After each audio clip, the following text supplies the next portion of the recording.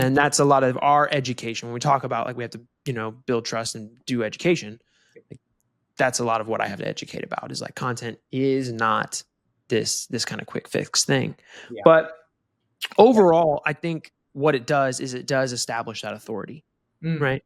The more reps that like it's again, so I was listening to a Tony Robbins thing the other day and he was talking about, I think he said something about, at a seminar, he asked people to raise their hand if they worked out 5 days a week.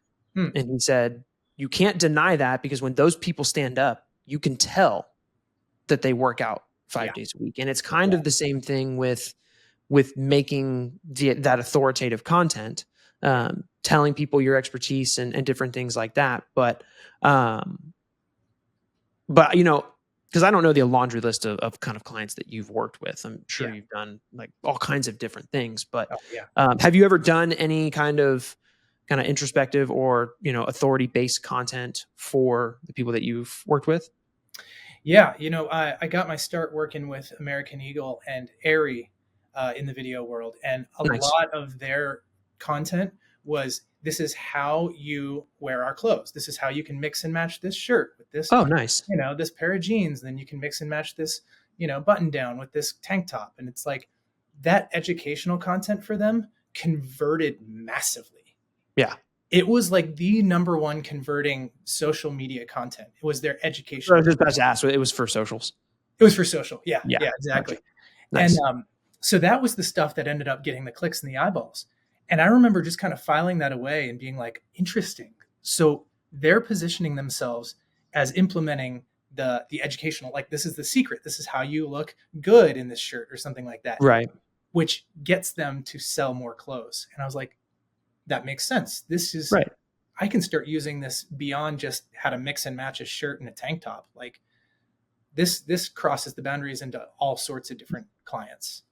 Oh, no. Yeah, totally. It's kind of also too, like Hormozy says, like if you just provide the goodwill, because like I don't think they made that content with the intentionality from the specific piece of content to say, hey, buy this thing. Right. But Hormozy says in a lot of his content that if you just provide enough goodwill, people will eventually do the next thing. Totally. Right. So just by being present, being in the placements, showing up consistently, and not coming off as you hear it in my calls a lot, the used car salesman. Yep.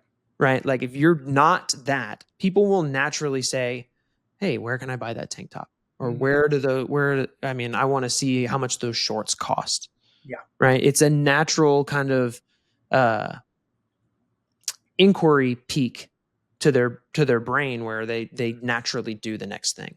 Yeah. Right. But that, that kind of leads me into my last, kind of discussion point around what we're talking about today is just the power of giving overall. Yeah. Right. When I first started making content for myself, I kind of, because Hormozy said this in I think a lot of his early content as well, where like you have to have a CTA, you have to tell him what to do next, right? Yep. He's kind of welched on that a little bit and like turned it around. Like I just mentioned, like he if you even go watch a lot of his content now, there is no CTAs. Right. Yeah. There's just nothing there. It's like, hey, just if you get value out of this, like you'll know what to do. Right. Yeah. You'll go find my page, you'll go to my website, you'll whatever. Now in his podcasts and stuff like that, he does like have breaks where he like says, hey, by the way, if you're enjoying this, you can go get more free stuff over here. Yep. But I notice in his content, he just doesn't do any of that anymore. And that's what I did at the beginning when I started doing like the intentional sit down talking head stuff is I would do, even if it was at bare minimum, like and follow my page for more. Right. I think that one is the only one that if you were like dead set on like I have to have a CTA, like that's the only one that I would really recommend. Yeah. But I think this also is definitely just in alignment with how I am as a person. You talk to Eric, he might tell you something different. Yeah. Right.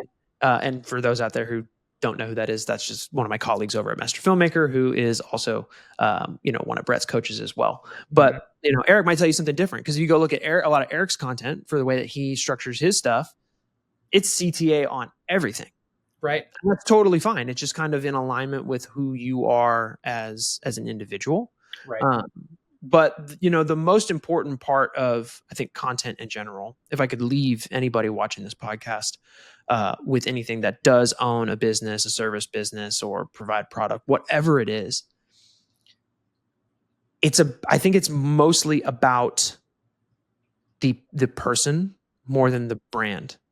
And Yeah. when you focus on it more from that personality standpoint than the quote unquote brand aspect, you will have a better time. The content will perform overall better. Like, for example, the American Eagle and the Aerie stuff. Mm-hmm. While yes, they do have this monolith of a brand, Yeah. right?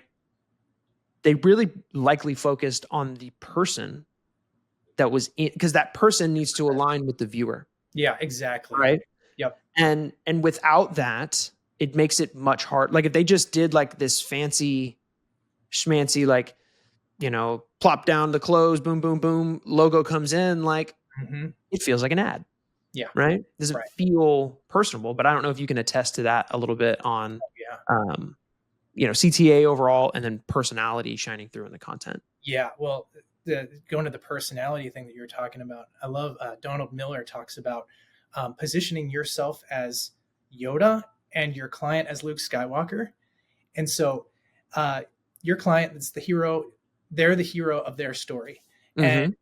you're Yoda. You're the helpful guide. Mm-hmm. And Yoda helps Luke navigate that path by providing guidance and kind of illuminating the path ahead, guiding them through their dark challenges toward success. And I think Alex Hormozy does that a lot too, where he is just constantly guiding you. And like you said, he often doesn't even have a CTA. You just get to know his personality. You get to know him. You develop that parasocial relationship with him. And suddenly it's like, I trust this guy and I will buy from this guy. Like if he Right. drops something, I will buy it. Why? Because he's earned, it's like, I feel like I know him at this point.